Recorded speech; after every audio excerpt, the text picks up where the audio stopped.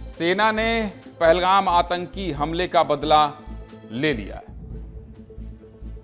ये बड़ी खबर है, बड़ी खबर है। सावन के तीसरे सोमवार यानी कि 28 जुलाई को भारतीय सेना को बहुत बड़ी सफलता मिली है।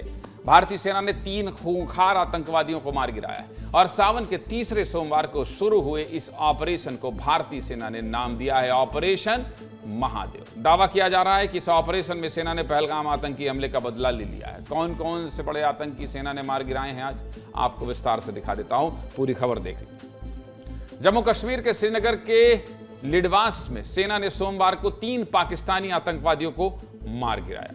इसकी जानकारी इंडियन आर्मी की चिनार कॉर्प्स ने दी। सेना ने यह भी बताया कि यह कार्रवाई ऑपरेशन महादेव के तहत की गई है। सेना से जुड़े सूत्रों की माने तो मारे गए आतंकियों में पहलगाम हमले का मुख्य आरोपी हाशिम मूसा भी शामिल है।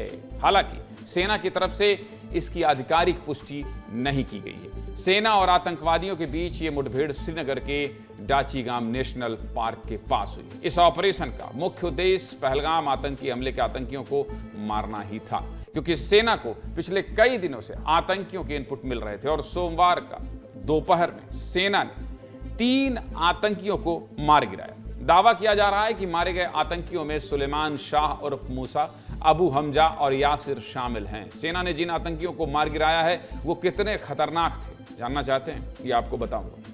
उससे पहले यह जान लीजिए कि आखिर सेना ने इस ऑपरेशन को ऑपरेशन महादेव का नाम क्यों दिया। देखिए, दरअसल सेना जब भी कोई बड़ी कार्रवाई करती है तो उस ऑपरेशन को नाम जरूर दिया जाता है। इसका मुख्य उद्देश्य सेना का मनोबल बढ़ाना और उस कार्रवाई को यादगार बनाना होता है, और इसलिए इस ऑपरेशन का भी नाम दिया गया था। और नाम ऑपरेशन महादेव देने की 2 प्रमुख वजह हैं। क्या क्या है?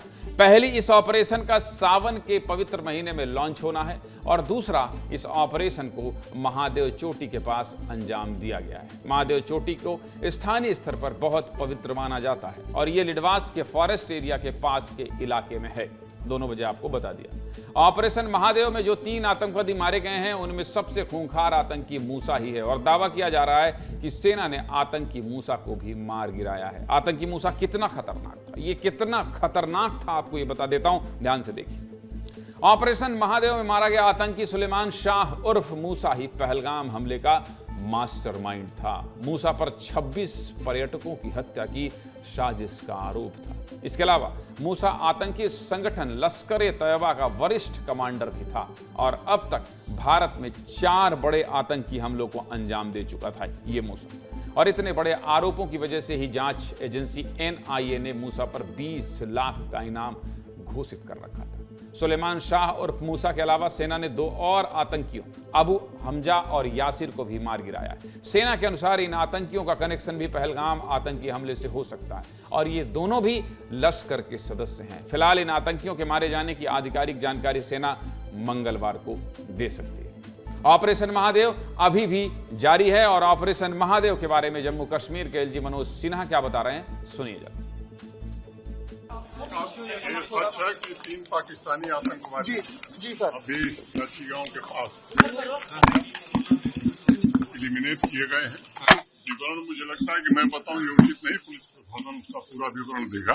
सेना को, जम्मू कश्मीर पुलिस को और इस ऑपरेशन में लगे सभी साथियों को हृदय से बधाई देता हूं।